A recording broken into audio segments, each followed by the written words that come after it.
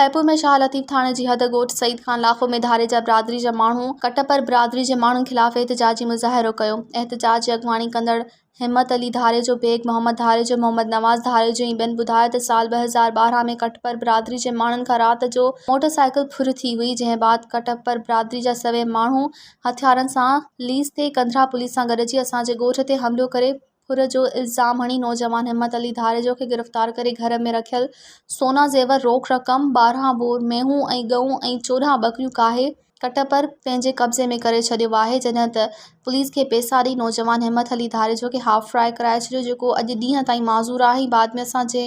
वाक़े जे पीर साईं पगारे खे दाह ॾिनी, जंहिं मुख्य दरगाह जे मुख्य ख़लीफ़े खे हुकुम कयो ऐं दरगाह ते फ़ैसिलो रखियो, पर कटपर बिरादरी जा माण्हू फ़ैसिले ते न आया। हिननि SSP खैपुर ऐं SSP सखर खां घुर कई त असां ॿिन्ही धुरियुनि जो क़ुरान पाक ते फ़ैसिलो करायो वञे। मज़ीद ख़बरनि ऐं तफ़सीलात लाइ विज़िट कयो असांजी वेबसाइट www.awamiNewsHD.com ऐं ॾिसंदा रहो अवामी न्यूज़ HD।